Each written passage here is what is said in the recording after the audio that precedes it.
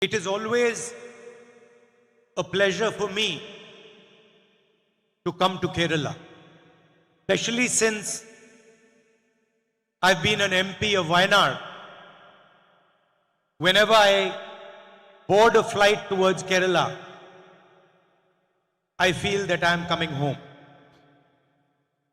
മലയാളക്കരയിലേക്ക് കാലുകുത്തുന്നത് എനിക്കെന്നും അഭിമാനമാണ്, ഹൃദയം നിറഞ്ഞ സന്തോഷമാണ്. വയനാടിന്റെ മണ്ണിൽ നിന്ന് പാർലമെന്റ് മെമ്പറായി തെരഞ്ഞെടുക്കപ്പെട്ടതിന് ശേഷം വയനാട്ടിലേക്ക് വരുന്നതിന് വേണ്ടി ഞാൻ വിമാനം കയറുമ്പോൾ എൻ്റെ മനസ്സിൽ കടന്നു വരാറുള്ള ചിന്ത ഞാൻ എൻ്റെ വീട്ടിലേക്ക് പോവുകയാണ് എന്നാണ് എനിക്ക് തോന്നാറുള്ളത്.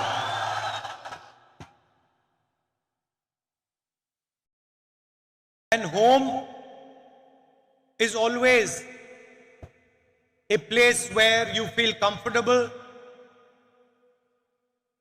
a place which you understand and which understands you, a place of respect and affection. അസ്വസ്ഥതകളില്ലാത്ത ഇടമാണ് ഒരു ഭവനം. ആ വീട്, നമ്മുടെ വീടെന്ന് പറയുന്നത് നമ്മളെ അറിയുന്ന, നാം അറിയുന്ന ഇടമാണ്. അവിടെ പരസ്പരം ആദരവുണ്ട്, ഇഷ്ടമുണ്ട്, സ്നേഹവുമുണ്ട്. And it is also a place where you learn. മാത്രമല്ല, നമ്മുടെ ജീവിതത്തിന്റെ ഒരുപാട് പാഠങ്ങൾ പഠിക്കുന്ന ഇടമാണ് നമ്മുടെ വീടുകൾ. And over the last 5 years, the people of Kerala have taught me many things. കഴിഞ്ഞ 5 വർഷക്കാലം കൊണ്ട് മലയാളക്കരയിലെ ജനങ്ങൾ എന്നെ ഒരുപാട് നല്ല പാഠങ്ങൾ പഠിപ്പിച്ചിട്ടുണ്ട്. I used to see Kerala from far away. Now I've had the opportunity to see Kerala from very close. വിദൂരതയിൽ നിന്ന് കേരളത്തെ നോക്കിക്കണ്ടിരുന്ന എനിക്ക് നിങ്ങളുടെ ഇടയിൽ നിന്ന് വീണ്ടും ഈ നാടിനെ പറ്റി അറിയുന്നതിനും മനസ്സിലാക്കാനും ലഭിച്ച അവസരത്തിൽ അതീവ സന്തുഷ്ടനാണ് ഞാൻ.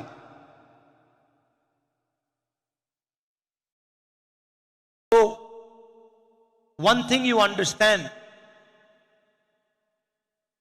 is that Kerala is not only a state of this country. Kerala is a civilization. ഈ നാട് ഇന്ത്യയിലെ അനേകം സംസ്ഥാനങ്ങളിൽ ഒന്ന് മാത്രമല്ല. ഈ നാട് നമ്മുടെ സംസ്കാരമാണ്, നമ്മുടെ ചരിത്രത്തിന്റെ ഭാഗമാണ്. And it is not a young civilization, it is an ancient civilization that has been connected to the rest of the world. സമീപകാലത്ത് ഉണ്ടായ ഒന്നല്ല, അതിന് ചരിത്രത്തിന്റെ പിൻബലമുണ്ട്. പ്രാചീന കാലം തൊട്ട് തന്നെ ലോകത്തിന്റെ വിവിധ ഇടങ്ങളുമായി ബന്ധപ്പെട്ട് കിടന്നിരുന്ന ഒരു മഹാസംസ്കാരമാണ് കേരളം എന്ന് പറയുന്ന ഈ കൊച്ചുനാട്. And it has the ability, unique ability, to excel in India, abroad, wherever it goes. മലയാളിക്കും മലയാളക്കരക്കും ഒരു പ്രത്യേകതയുണ്ട്, സവിശേഷമായ പ്രത്യേകത. ഇന്ത്യയുടെ അതിരുകൾക്കുള്ളിലും ഇന്ത്യയുടെ അതിരുകൾക്ക് പുറത്തും എവിടെ ചെന്നാലും ഉജ്ജ്വലമായ പ്രകടനങ്ങൾ പുറത്തുകൊടുക്കാൻ എല്ലാ കാലത്തും മലയാളിക്ക് കഴിയുന്നു എന്നുള്ളത് അഭിമാനകരമാണ്. And there are examples of this everywhere. There are our beloved nurses who are known for their gentleness, for their compassion, for their empathy, right across the world. ഇതിന് നിരവധി ഉദാഹരണങ്ങൾ നമുക്ക് ചൂണ്ടിക്കാണിക്കാൻ കഴിയും. ഒരു ഉദാഹരണം എടുത്തു നോക്കുക. മലയാളക്കരയിൽ നിന്ന് ലോകമെമ്പാടും പരന്നു കിടക്കുന്ന നഴ്സിംഗ് സമൂഹം, ആ ജോലി ചെയ്യുന്നവർ അവരുടെ കരുണാഭാവം കൊണ്ടും കാരുണ്യം കൊണ്ടും ജനങ്ങളോടും തങ്ങൾ നൽകുന്ന സേവനം നൽകുന്നവരോടുള്ള ഇഷ്ടം കൊണ്ടും ലോകത്തിന്റെ സ്നേഹവും ബഹുമാനവും പിടിച്ചുപറ്റിയവരാണ്. Whether it is literature, sports, music, dance, Kerala is everywhere. എഴുത്തിന്റെ ലോകമെടുത്താൽ, കായിക മേഖല എടുത്തു നോക്കിയാൽ, അതുപോലെ തന്നെ സംഗീതത്തിന്റെ ലോകമെടുത്താൽ, നൃത്തത്തിന്റെ ലോകമെടുത്താൽ, എവിടെ നോക്കിയാലും നിങ്ങൾക്ക് കേരളത്തെ കാണാൻ കഴിയും, മലയാളിയെ കാണാൻ കഴിയും. And throughout my time in Kerala, I have always felt from everybody, all religions, all communities, love and affection. I know that there is a sharp contest between the ideology of the LDF and the ideology of the UDF. And I, of course, am from the UDF, so I disagree with the people of the LDF. കേരളത്തിലുടനീളം സഞ്ചരിക്കുമ്പോൾ എനിക്ക് കാണാൻ കഴിയുന്ന ഒരു കാര്യമുണ്ട്. മതങ്ങൾക്കിടയിൽ മറ്റു പല വിശ്വാസങ്ങൾക്കുമിടയിലുമെല്ലാം സ്നേഹത്തിന്റെ ഒരു നൂല് കൊണ്ട് ഈ കേരളത്തെ കോർത്തിണക്കി നമുക്ക് കാണാൻ കഴിയും. അങ്ങനെ സഞ്ചരിക്കുമ്പോഴും ഒരുപക്ഷെ ആശയപരമായി LDFും UDFും തമ്മിൽ ഒരുപാട് അന്തരങ്ങളെ നമുക്ക് കാണാൻ കഴിയും. ആ ആശയപരമായ യുദ്ധത്തിൽ ഞാൻ UDFനൊപ്പം ഉറച്ചു നിൽക്കുക തന്നെ ചെയ്യും. And wherever I go, wherever in Kerala I go, I get affection, respect and love from the people of Kerala. കേരളത്തിൽ എവിടെ ഞാൻ ചെന്നാലും, കേരളത്തിന്റെ ഏത് മുക്കിലോ മൂലയിലോ കടന്നു ചെന്നാലും കേരളത്തിലെ ജനങ്ങൾ നൽകുന്ന സ്നേഹവും ബഹുമാനവും അതെനിക്ക് ലഭിക്കുന്നുണ്ട് എന്നുള്ളത് സന്തോഷത്തോടെ ഞാൻ പറയുന്നു. I also learned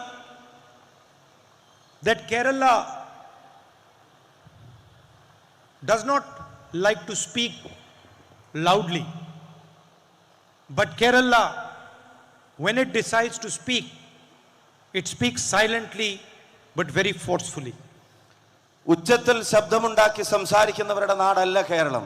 പക്ഷേ കേരളം ഒരു കാര്യം സംസാരിക്കാൻ തീരുമാനിച്ചാൽ, കേരളം ഒരു സന്ദേശം നൽകാൻ തീരുമാനിച്ചാൽ, ഒരു പക്ഷേ നമുക്ക് നിശബ്ദമെന്ന് തോന്നിയേക്കാമെങ്കിലും അത് വളരെ കരുത്തുറ്റതായിരിക്കും എന്നുള്ളത് ഞാൻ തിരിച്ചറിയുന്നുണ്ട്. And when it speaks, it does not do so crudely or rudely or with disrespect. It speaks very subtly and very honestly.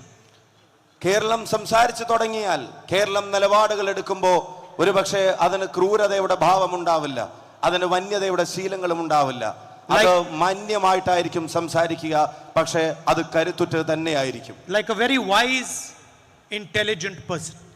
ഒരു ബുദ്ധിമാനായ ഒരു വ്യക്തി സംസാരിക്കുന്നത് പോലെയാണ് കേരളത്തിന്റെ പൊതുസമൂഹം ലോകത്തോട് സംവദിക്കുന്നത്. Now you know that the RSS and the BJP, with their hateful ideology, have been casting aspersions on the people of Kerala. നിങ്ങൾക്ക് നമുക്കെല്ലാവർക്കും ഇപ്പോൾ അറിയാം, വെറുപ്പിന്റെ ആശയങ്ങൾ കൊണ്ട് RSSും BJPയും ഈ കേരളീയ പൊതുസമൂഹത്തിൽ ഉണ്ടാക്കാൻ ശ്രമിക്കുന്ന അസ്വസ്ഥതകളെ സംബന്ധിച്ച്. Saying that Kerala is divided, Keralites fight with each other, one religion is divided against the other.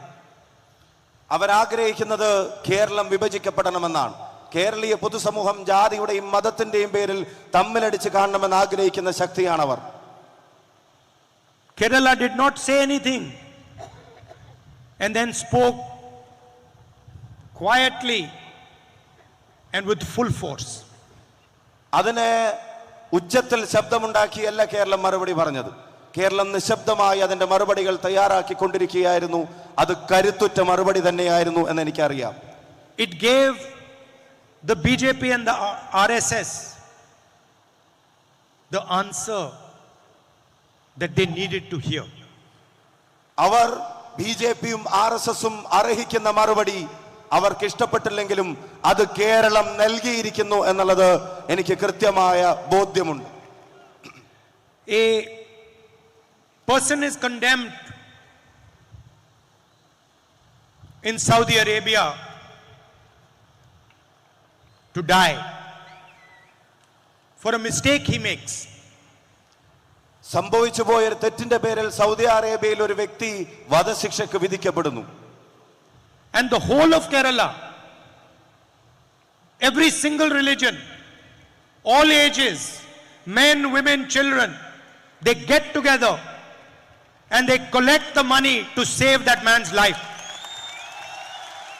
ജാതിയുടെ വേലിക്കെട്ടുകൾക്കപ്പുറത്ത്, മതത്തിന്റെ അതിർവരമ്പുകൾക്കപ്പുറത്ത്, ലിംഗവ്യത്യാസങ്ങളില്ലാതെ മലയാളി സമൂഹം ആണും പെണ്ണും കുട്ടിയും എല്ലാവരും അണിനിരന്ന് ആ മനുഷ്യനെ ജീവിതത്തിലേക്ക് തിരികെ കൊണ്ടുവരാൻ നടത്തിയ ഒരു മഹായജ്ഞം അത് മാതൃകാപരമാണ്. Nobody asks what is the religion of the boy, of the man.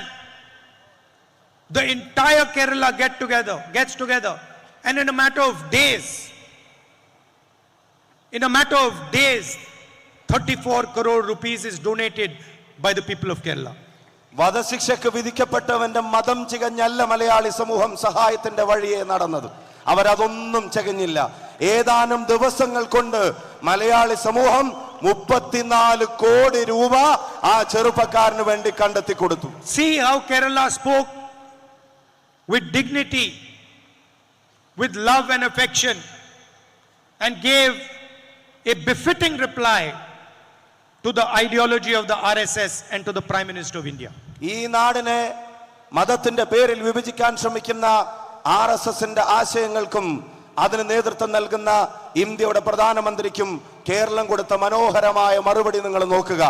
ഈ ചെറുപ്പക്കാരനെ രക്ഷിച്ചെടുത്ത കേരളം ജാതിയുടെ മതത്തിന്റെ മറ്റെല്ലാ വേലിക്കെട്ടുകൾക്കപ്പുറത്തും അണിനിരുന്നത് വെറുപ്പിന്റെ ആശയങ്ങൾക്കുള്ള കരുത്തുറ്റ മറുപടിയാണ് എന്ന കാര്യത്തിന് സംശയം വേണ്ട. So this is how Kerala teaches people what is in its heart, what is in its soul.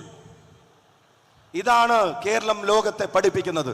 കേരളത്തിന്റെ ഹൃദയത്തിൽ എന്താണ്, കേരളത്തിന്റെ ആത്മാവിൽ എന്താണ് എന്ന്. The Prime Minister says India is one nation, one leader, one language,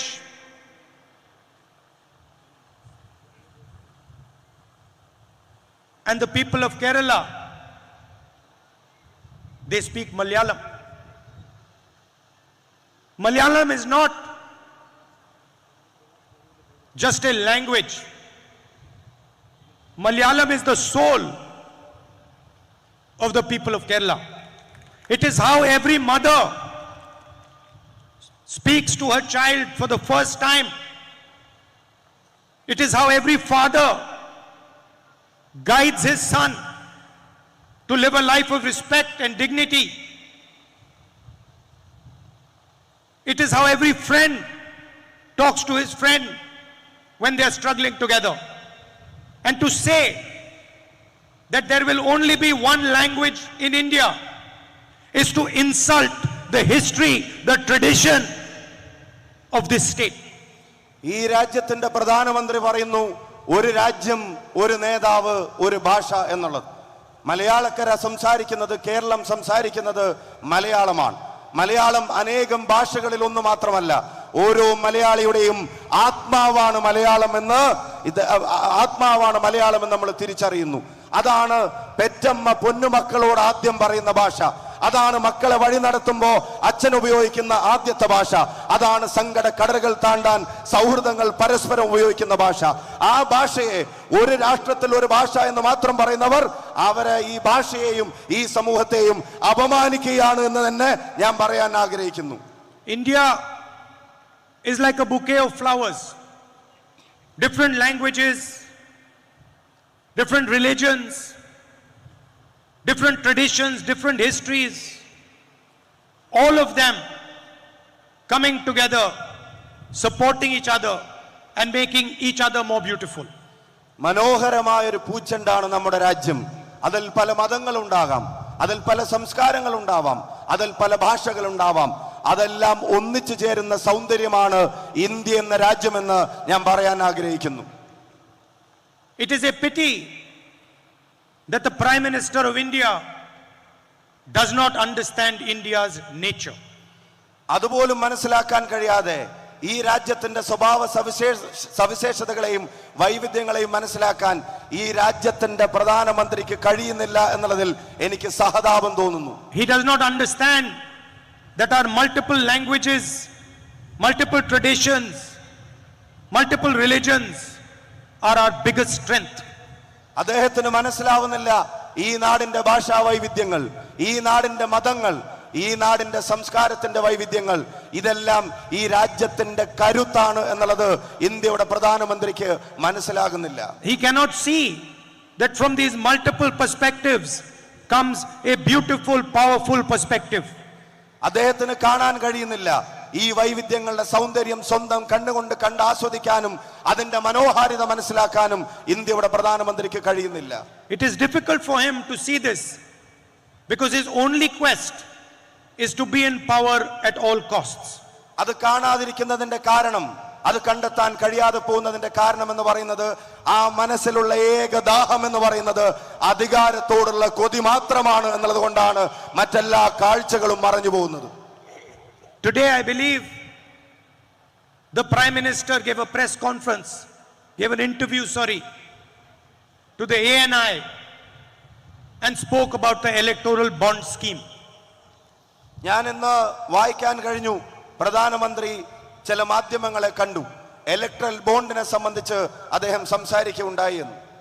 And he told the nation how the electoral bond scheme was designed to create transparency in the political system. എന്നിട്ട് അദ്ദേഹം മാധ്യമങ്ങളിലൂടെ ഈ രാജ്യത്തോട് പറഞ്ഞു, electoral ബോണ്ടുകൾ എങ്ങനെയാണ് ഈ നാടിന്റെ രാഷ്ട്രീയത്തെ ശുദ്ധീകരിക്കാൻ വേണ്ടി ഡിസൈൻ ചെയ്തിരുന്നത് എന്നും. It's interesting that the Prime Minister thinks that the electoral bond scheme was designed to bring transparency to India's political system, but the Supreme Court thinks that the electoral bond scheme is illegal. ഇന്ത്യയുടെ പ്രധാനമന്ത്രി കരുതുന്നു ഈ ജനാധിപത്യത്തെ സുതാരവൽക്കരിക്കുന്നതിന്റെ ഭാഗമാണ് electoral ബോണ്ടുകൾ എന്ന്. പക്ഷെ രാജ്യത്തിന്റെ പരമോന്നത കോടതി അത് തീരുമാനിക്കുന്നു, അത് കണ്ടെത്തുന്നു, അത് പൂർണ്ണമായും നിയമവിരുദ്ധമാണെന്ന്. It is also interesting to me that the Prime Minister and the government did everything possible to stop the names of the companies that donated money to the BJP from coming out, and did everything possible to stop the dates on which that money was donated from coming out. എന്നിൽ കൗതുകമുണർത്തുന്ന ഒരു കാര്യം, ഈ രാജ്യത്തിന്റെ പ്രധാനമന്ത്രിയും അതുപോലെ തന്നെ BJPയും അവർ പഠിച്ച പണി 18 നോക്കി ആ തുകകൾ BJPക്ക് കൈമാറിയവരുടെ പേര് വിവരങ്ങൾ പുറത്തു വരാതിരിക്കാൻ അവരവരുടെ അവസാനത്തെ ശ്രമവും നടത്തി ആ തുകകൾ കൈമാറിയ തീയതികൾ പുറത്തു വരാതിരിക്കാൻ. I am going to show you just now why the Prime Minister and the government didn't want the names of the companies and the dates to be available to India's public. എന്തുകൊണ്ടാണ് ഈ കോടിക്കണക്കിന് രൂപ കൊടുത്ത സ്ഥാപനങ്ങൾ, കമ്പനികളുടെ പേര് വിവരങ്ങൾ പുറത്തു വരുന്നതിന് അദ്ദേഹം ഭയപ്പെട്ടത്? എന്തിനാണ് അത് കൊടുത്തതിന്റെ തീയതികൾ അത് പുറത്തു വരാതിരിക്കാൻ അദ്ദേഹം ശ്രമിച്ചത് എന്ന് ഞാൻ നിങ്ങളോട് പറയാം. Let me start with a company called Megha Engineering. In April 2023, they donate 150 crores to the BJP. In May 2023, they get a 14,400 crore project, Thane Borivali Twin Tunnel project. ഒരു കമ്പനി കൊണ്ട് തുടങ്ങാം, മേഘ എഞ്ചിനീയറിംഗ് കമ്പനി. 2023 ഏപ്രിൽ മാസം ഇവർ 140 കോടി രൂപ electoral ബോണ്ടായി BJPക്ക് കൊടുക്കുന്നു. തൊട്ടടുത്ത മാസം മെയ് മാസം 440 കോടി രൂപയുടെ കരാർ, ബോംബെ താനെ ഹൈവേയെ സംബന്ധിച്ച് ഒരു കരാർ ഈ കമ്പനിക്ക് തൊട്ടടുത്ത മാസം കിട്ടുകയാണ്. 1 month after donating money to the BJP, they get one of the biggest infrastructure projects in the country. BJPക്ക് പണം കൊടുത്ത ഒരു മാസം തികയുന്നതിന് മുമ്പ് രാജ്യത്തെ ഏറ്റവും വലിയ അടിസ്ഥാന സൗകര്യ വികസന പദ്ധതികളിൽ ഒന്ന് ഈ company അടിച്ചെടുക്കുകയാണ്. In September 2023, they win a $648 million project for a refinery in Mongolia. September 2023 പിന്നെ അവർക്ക് ലഭിക്കുന്നത് $648 million ഒരു പെട്രോളിയം പദ്ധതി, റിഫൈനറി പദ്ധതിയാണ് അവർക്ക് ലഭിക്കുന്നത്. 1 month after that, they donate 150 crores to the BJP. തൊട്ടടുത്ത മാസം വീണ്ടും BJPക്ക് 150 കോടി രൂപ ഈ കമ്പനി കൊടുക്കുകയാണ്. Between December 2021 and March 2023, they won 26 national highway projects worth 20,889 crores. And at the same time, they were donating 426 crores to the BJP. December 2021 മുതൽ March 2023 വരെ അവർക്ക് 26 ദേശീയപാത കരാറുകളാണ് ഇതേ കമ്പനിക്ക് കിട്ടുന്നത്. എന്ന് മാത്രമല്ല 20,889 കോടി ഇവിടെ കരാർ ഈ കമ്പനിക്ക് കിട്ടുന്നു. അതേസമയം തന്നെ അവർ BJPക്ക് 426 കോടി രൂപയുടെ സംഭാവന ഇലക്ട്രൽ ബോണ്ട് വഴി കൊടുക്കുകയും ചെയ്യുന്നു. Dr. Reddy's lab, on 12th November 2023, there is an IT raid on the company. On the 17th November 2023, 5 days later, they donate money to the BJP. അടുത്ത കമ്പനിക്ക് 12 നവംബർ 2023 ഒരു റെയ്ഡ് വരുന്നു. കൃത്യം 5 ദിവസത്തിനപ്പുറം 17-ാം തീയതി അവർ ഇലക്ട്രൽ ബോണ്ട് വഴി അവരും BJPക്ക് പണം നൽകുന്നു. Torrent Pharma, 7th May 2019, they donate 9 crores to the BJP.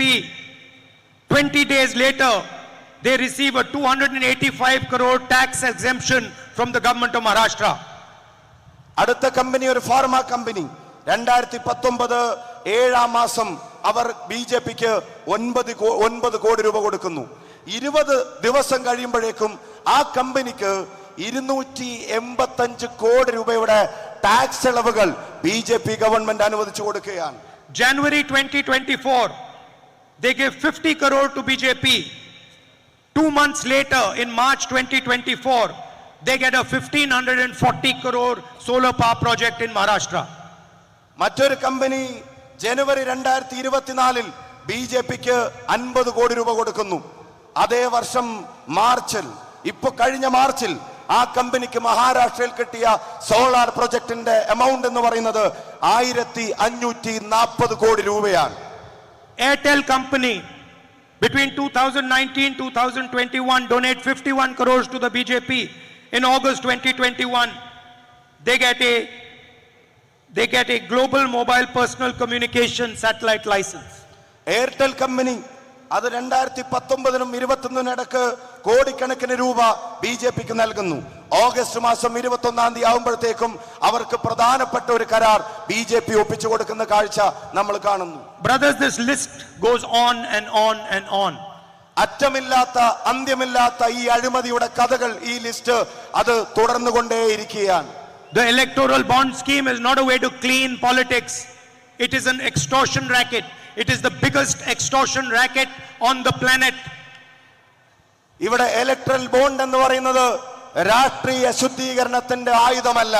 അത് ഇന്ത്യ രാജ്യം കണ്ട, ലോകം കണ്ട ഏറ്റവും വലിയ തീവട്ടി കൊള്ളകളിൽ ഒന്നാണ് എന്ന് ഞാൻ പറയാൻ ആഗ്രഹിക്കുന്നു. It is a way to steal from the people of India, and it has been organized, conceptualized by the Prime Minister of India himself. മോഷണത്തിന്റെ, ഈ നാട്ടിലെ ജനങ്ങളിൽ നിന്ന് മോഷണം നടത്തുന്നതിന്റെ ഏറ്റവും വലിയ രീതികളാണ് പ്രൈം മിനിസ്റ്റർ, ഇന്ത്യയുടെ പ്രധാനമന്ത്രി രൂപകൽപ്പന ചെയ്ത് ഭാവം കൊടുത്ത് നടപ്പിലാക്കിയ ഒരു പദ്ധതിയുടെ പേരാണ് ഇലക്ട്രൽ ബോണ്ട് സ്കീം എന്ന് ഞാൻ പറയും. The entire operation of the BJP is to take the wealth of this country and hand it to 20-25 businessmen.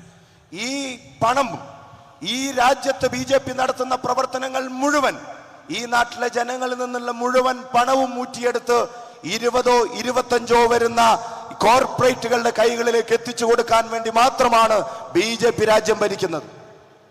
16 lakh crore rupees. 16 lakh crore rupees in bank loans were forgiven to the 25 richest people in this country. നിങ്ങൾക്ക് വിശ്വസിക്കാൻ കഴിയുമോ?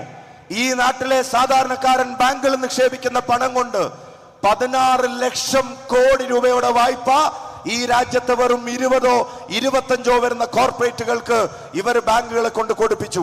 That is 24 years of Mahatma Gandhi Manrega money. 24 years of Manrega money was forgiven to the richest people in the land.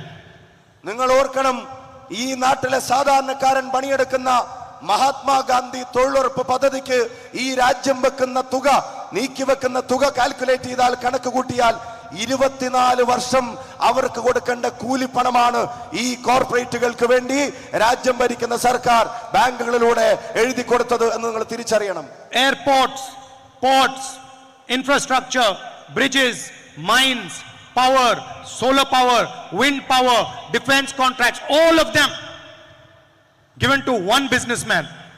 ഈ നാടിന്റെ എയർപോർട്ടുകൾ, ഈ നാടിന്റെ കടൽ തീരങ്ങൾ, ഈ നാടിന്റെ മൈനുകൾ, ഈ നാടിന്റെ മറ്റെല്ലാ സാധ്യതകളും, ഈ നാടിന്റെ നാച്ചുറൽ റിസോഴ്സസ്, അങ്ങനെ എന്തിനു പറയണം, ഈ രാജ്യത്തിന്റെ മുഴുവൻ സമ്പത്തിന്റെ ഒരു പ്രധാനപ്പെട്ട ഭാഗവും ഒരൊറ്റ കോർപ്പറേറ്റിനെ ഏൽപ്പിച്ച ഗവൺമെന്റ് ആണ് നരേന്ദ്രമോദിയുടെ government.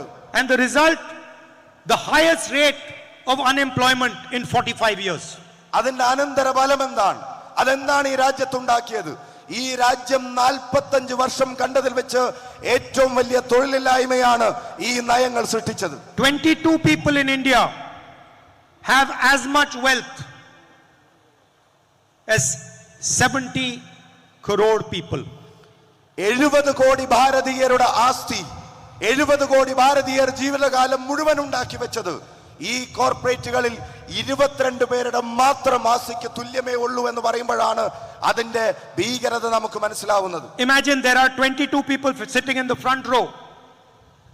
22 people have the same amount of wealth that 50% of India's population has.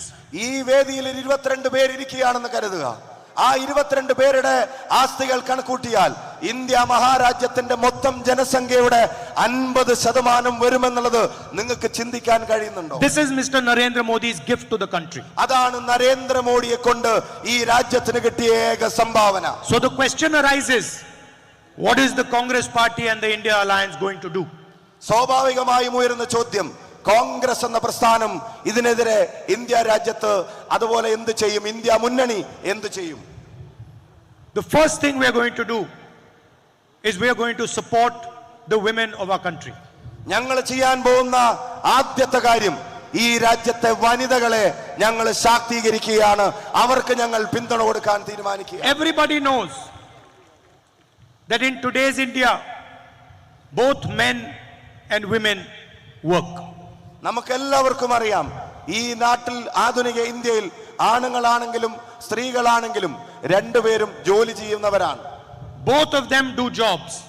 രണ്ടുപേരും കഠിനമായി അധ്വാനിക്കുന്നവരാണ്.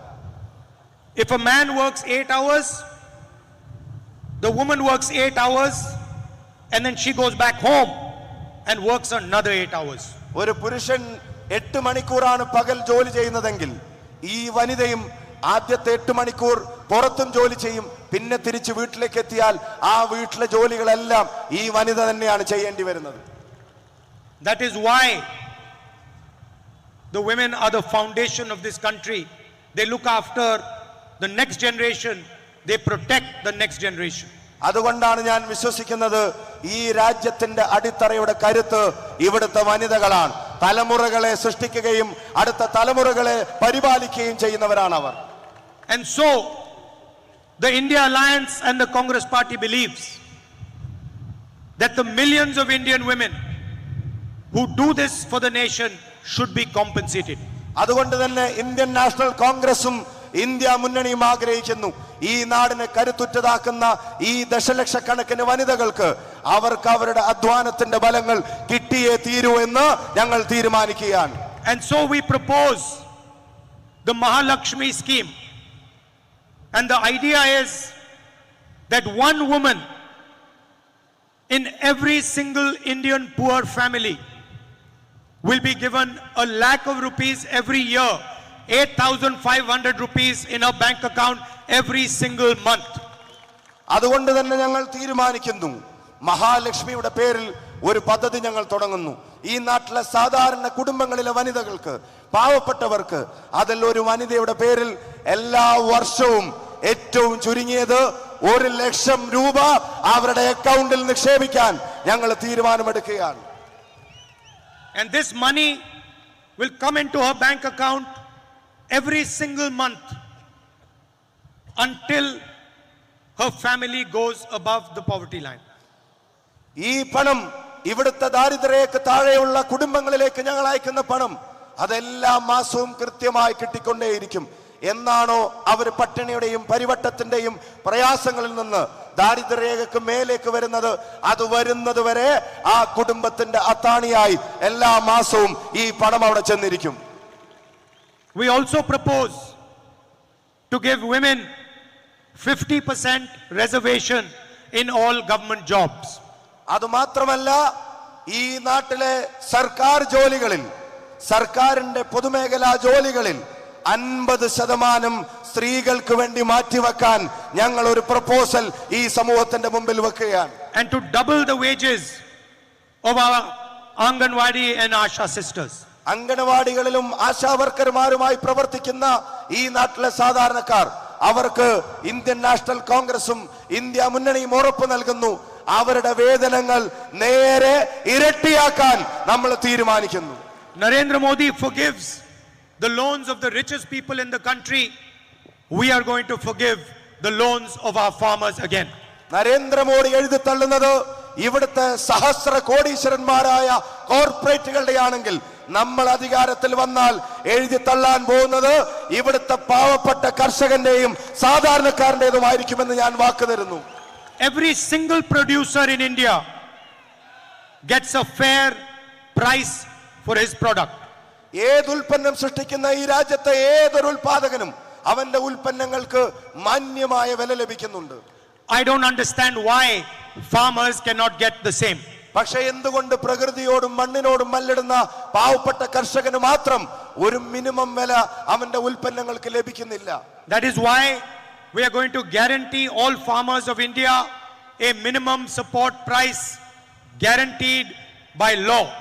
അതുകൊണ്ട് തന്നെ ഈ നാടിന്റെ മണ്ണിൽ പണിയെടുക്കുന്ന കർഷകനോട് ഞങ്ങൾ ഉറപ്പ് നൽകുന്നു, ഞങ്ങൾ അധികാരത്തിൽ വന്നാൽ നിങ്ങളുടെ ഏത് ഉൽപ്പന്നങ്ങൾക്കും നിയമം കൊണ്ട് സ്ഥാപിതമായ ഒരു താങ്ങുവില ഞങ്ങൾ പ്രഖ്യാപിച്ചിരിക്കും, നിങ്ങൾക്കത് ലഭിച്ചിരിക്കുമെന്ന് ഈ നാട്ടിലെ കർഷകർക്ക് ഞങ്ങൾ വാക്ക് നൽകുന്നു. The BJP government has spread unemployment throughout the country. ഒരു മഹാരോഗം പോലെ തൊഴിലില്ലായ്മ ഈ രാജ്യത്തെമ്പാടും പടർന്നു പന്തലിക്കുകയാണ് ബിജെപിയുടെ സർക്കാരിന്റെ കീഴിൽ. We have found that there are 30 lakh government jobs that have not been filled over the last 10 years. അത്ഭുതപ്പെടുത്തുന്നത് കഴിഞ്ഞ 10 വർഷത്തിനുള്ളിൽ കേന്ദ്ര സർക്കാരിന്റെ സ്ഥാപനങ്ങളിൽ മാത്രം 30 ലക്ഷം ഒഴിവുകൾ നികത്തപ്പെടാതെ കിടക്കുകയാണ്. Every one of these jobs will be given to the people of India. അതിലെ ഒന്നുപോലും കളയാതെ, അതിലെ ഒന്നുപോലും ബാക്കി വെക്കാതെ ഇന്ത്യ രാജ്യത്തെ യുവജനങ്ങൾക്ക് ഞങ്ങൾ അത് നൽകിയിരിക്കുമെന്നുള്ള വാക്ക് ഈ വേദിയിൽ ഞാൻ പറയുന്നു. When poor people work for the government of India or they work for public sector units, they work under contractors.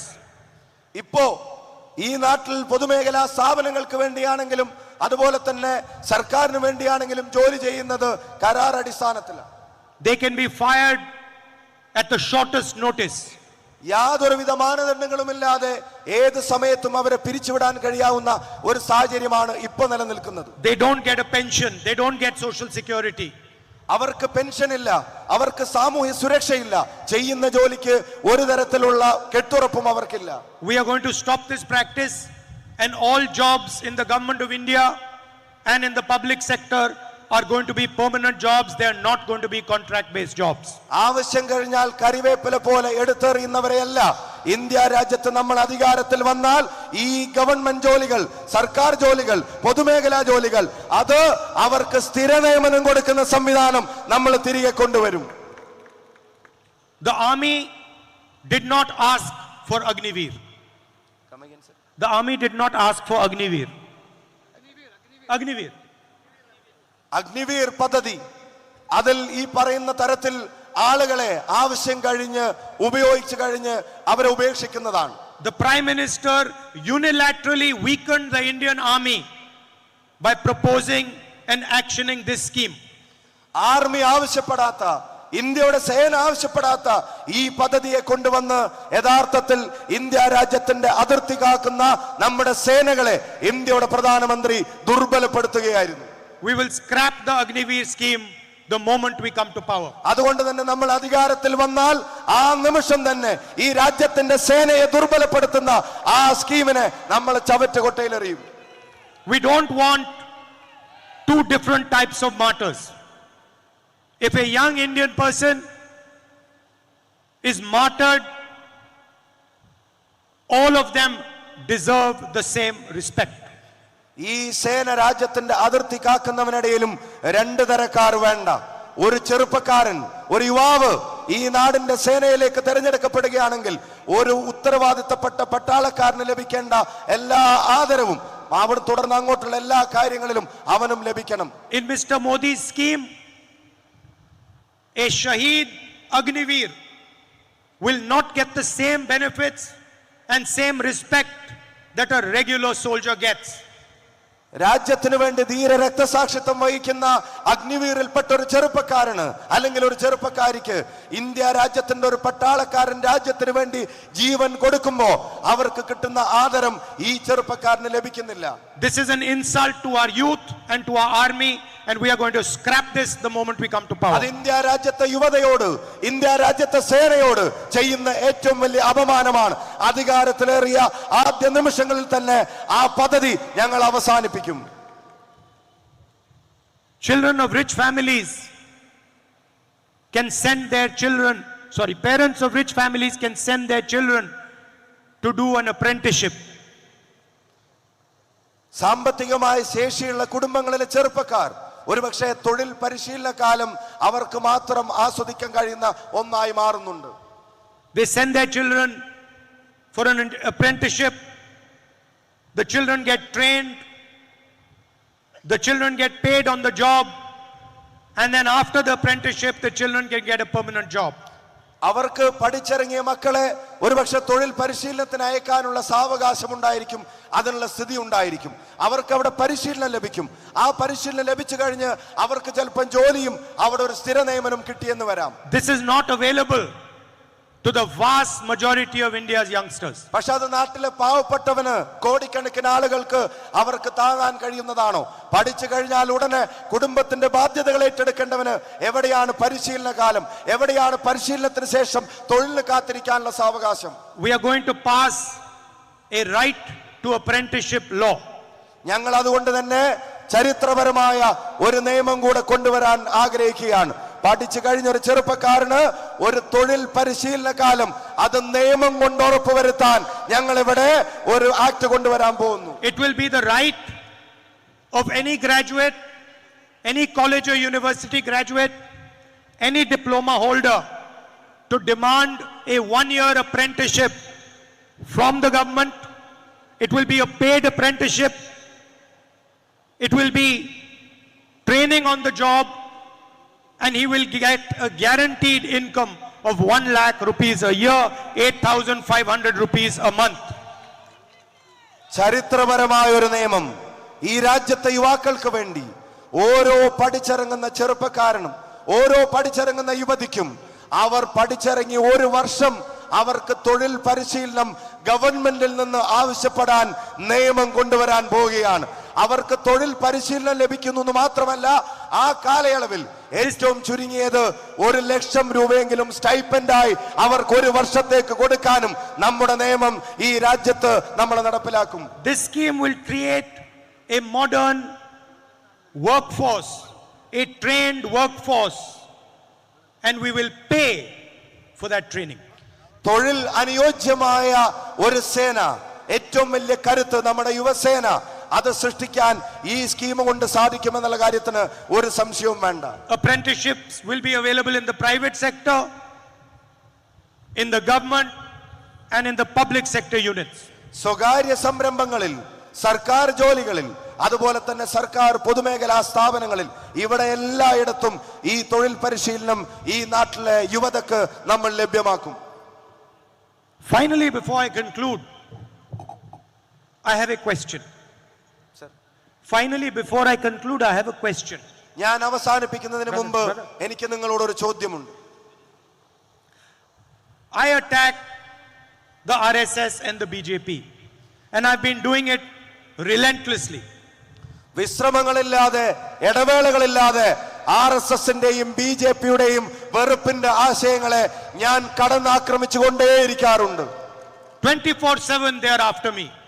24/7 എന്ന് പറയുന്നത് പോലെ അവരെന്റെ പുറകെയാണ്. അതിന്റെ പേരിൽ I spent 55 hours being interrogated by the Enforcement Directorate. എന്റെ ജീവിതത്തിലെ 55 മണിക്കൂർ അവരുടെ എൻഫോഴ്സ്മെന്റ് ഡയറക്ടറേറ്റിന്റെ ചോദ്യങ്ങൾക്ക് മുമ്പിൽ ഞാൻ ചെലവഴിച്ചിട്ടുണ്ട്. After I gave a speech in Parliament, the BJP had me removed from parliament. പാർലമെന്റിൽ അദാനിക്കും ബിജെപിക്കുമെതിരായി സംസാരിച്ചതിന്റെ പേരിൽ എന്റെ പാർലമെന്റ് മെമ്പർ സ്ഥാനം പോലും ബിജെപി വളഞ്ഞ വഴികളിലൂടെ ഒഴിവാക്കിയിട്ടുണ്ട്. I was reinstated by the Supreme Court. അവസാനം സുപ്രീം കോടതി പരമോന്നത കോടതിയിലേക്ക് ചെന്നിട്ടാണ് ആ വയനാടൻ ജനത തന്ന പാർലമെന്റ് മെമ്പർ സ്ഥാനം നമ്മൾ തിരികെ എടുത്തത്. They took away my house.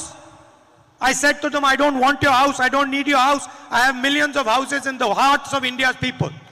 ഒരു പാർലമെന്റ് മെമ്പർ എന്നുള്ള നിലക്ക് എനിക്ക് അനുവദിക്കപ്പെട്ട ഭവനത്തിൽ നിന്ന് എന്നെ പുറത്തിറക്കാൻ അവർക്ക് തിടുക്കമായിരുന്നു. പക്ഷേ ഞാൻ അവരോട് പറഞ്ഞത്, എനിക്ക് നിങ്ങളുടെ ഭവനമല്ല വലുത്, കോടിക്കണക്കിന് ഭാരതീയരുടെ ഹൃദയത്തിലുള്ള ഇടമാണ് എന്റെ ഭവനമെന്ന് ഞാൻ കരുതുന്നുവെന്ന്. Now, I have given a speech almost 35-40 minutes and I have not wavered from attacking the BJP. 35-40 മിനിറ്റായി ഞാൻ നിങ്ങളോട് സംസാരിക്കുന്നു. ഞാൻ ഒരിക്കലും മടിയുള്ളവനല്ല ബിജെപിക്കെതിരെ വിമർശനം നടത്താൻ, ആർഎസ്എസിനെ ആക്രമിക്കാൻ എനിക്ക് യാതൊരു ഭയവുമില്ല.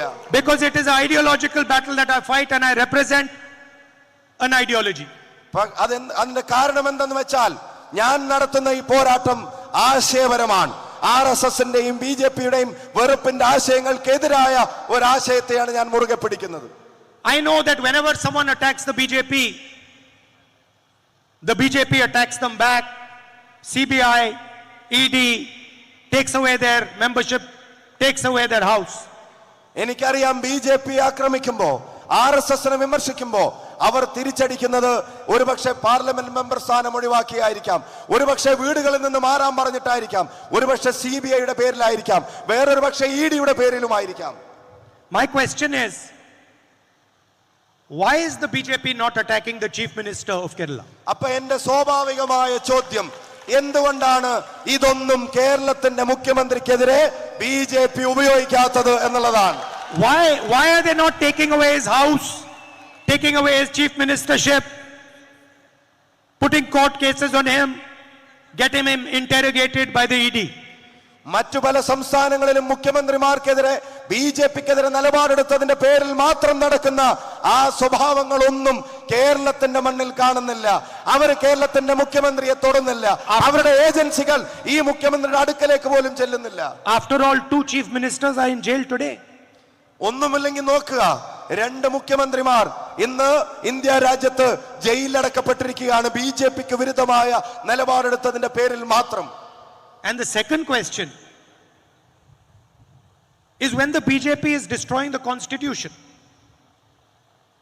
attacking democracy, destroying the institutions, dividing India, why is the Chief Minister of Kerala attacking me 24/7? ഈ രാജ്യത്തിന്റെ ഭരണഘടനയെ ബിജെപി തകർക്കുമ്പോ, ഈ നാടിന്റെ ജനാധിപത്യ ശീലങ്ങളെ ബിജെപി ഇല്ലാതാക്കുമ്പോ, ഈ നാട്ടിലെ ജനതയെ മതത്തിന്റെ പേരിൽ അവർ വേലികെട്ടി തിരിക്കുമ്പോ, അപ്പോഴും കേരളത്തിന്റെ മുഖ്യമന്ത്രിയുടെ പ്രസംഗങ്ങൾ മുഴുവൻ അത് എനിക്കെതിരെയായുന്നതിന്റെ കാരണം എനിക്ക് മനസ്സിലാവുന്നില്ല. I am very happy for him to attack me, but he should also spend a little bit of time attacking the BJP and Mr. Modi and the RSS. അദ്ദേഹം എനിക്കെതിരെ നടത്തുന്ന വിമർശനങ്ങളിൽ ഞാൻ സന്തുഷ്ടനാണ്. പക്ഷെ എനിക്കൊരു കാര്യം പറയാനുണ്ട്, എപ്പോഴെങ്കിലുമൊക്കെ ബിജെപിക്കും RSSനും എതിരെ കൂടെ എന്തെങ്കിലുമൊക്കെ ഒന്ന് മൊഴിയണം എന്നുകൂടെ അദ്ദേഹത്തോട് പറയാൻ ആഗ്രഹിക്കുന്നു. മോഡിക്കെതിരെ ഒരു വിമർശനവും പേര് പറഞ്ഞ് കേരളത്തിന്റെ മുഖ്യമന്ത്രി നടത്താറില്ല. Finally, our job, the Congress and the UDF's job, is to protect the Constitution and to protect the democratic structure of India. കോൺഗ്രസിന്റെയും ഐക്യ ജനാധിപത്യ മുന്നണിയുടെയും ഉത്തരവാദിത്വം ഈ നാടിന്റെ ജനാധിപത്യ സംവിധാനങ്ങളെ സംരക്ഷിച്ചു പിടിക്കുക എന്നുള്ളതാണ്. And the Constitution protects the rights of every single Indian, regardless of his religion, the state he comes from, the language he speaks, the culture he is part of. നമ്മൾ ശക്തിപ്പെടുത്തേണ്ടതും സംരക്ഷിക്കേണ്ടതുമായിട്ടുള്ള ഭരണഘടനയാണ് ഇന്ത്യയിലെ ഓരോ ജനങ്ങളുടെയും ആത്മാവിനെ കാക്കുന്നത്. അവർക്ക് ഈ നാട്ടിൽ ജീവിക്കാനുള്ള അവകാശത്തെ, അവർക്ക് ഇഷ്ടപ്പെട്ട വിശ്വാസത്തെ മുറുകെ പിടിക്കാനുള്ള അവകാശത്തെ, അവർക്ക് വേണ്ട ഭാഷ സംസാരിക്കാനുള്ള അവകാശത്തെ, അവരുടെ അവകാശങ്ങളെ കാക്കുന്നത് ഭരണഘടനയാണെങ്കിൽ ആ ഭരണഘടനയുടെ സംരക്ഷണം ഇവിടുത്തെ കോൺഗ്രസിന്റെയും UDF-ന്റെയും ഉത്തരവാദിത്തമാണ്. And it is our duty to protect every single voice in this country, regardless of what religion it is, regardless of what caste it is, regardless of what language it is, regardless of how old she is or he is. This is our sacred duty. മതമേതാവട്ടെ, ജാതി ഏതുമാവട്ടെ, സംസാരിക്കുന്ന ഭാഷ വ്യത്യസ്തമാവട്ടെ, അതുപോലെ തന്നെ അവരുടെ പ്രായമോ ലിംഗമോ ഏതുമാവട്ടെ, എത്ര പാവപ്പെട്ടവനാണെങ്കിലും അല്ലെങ്കിലും ഈ നാട്ടിലെ ഓരോ ശരാശരിക്കാരന്റെയും ആ ശബ്ദത്തെ സംരക്ഷിച്ചു പിടിക്കുക എന്നുള്ളത് നമ്മുടെ ജോലിയാണ്, നമ്മുടെ ഉത്തരവാദിത്തമാണ്. We will never decide citizenship on the basis of caste, religion or language. ഈ നാടിന്റെ പൗരന്റെ മേൽ വിഭാഗീയതയുടെ ഒരു അജണ്ടയും നമ്മൾ നടപ്പിലാക്കില്ല. അതിന് മതത്തിന്റെ വേർതിരിവുകൾ ഉണ്ടാവില്ല, അതിന് സംസാരിക്കുന്ന ഭാഷയുടെ അന്തരവും ഉണ്ടാവില്ല. We will decide citizenship based on the idea of India, nothing less. ഒരു കാര്യം ഉറച്ചു പറയുന്നു, ഇന്ത്യയുടെ പൗരത്വത്തിന്റെ മാനദണ്ഡം ഇന്ത്യ എന്ന മഹാരാജ്യത്തിന്റെ ആശയങ്ങളായിരിക്കും, മറ്റൊന്നുമായിരിക്കില്ല. And thank you. नफरत के बाजार में आप सब मोहब्बत की दुकान खोलते हो. Thank you. ഹൃദയം നിറഞ്ഞ നന്ദി. വെറുപ്പിന്റെ ഈ കമ്പോളത്തിൽ സ്നേഹത്തിന്റെ കട നമുക്ക് ഒരുമിച്ച് തുറക്കാം.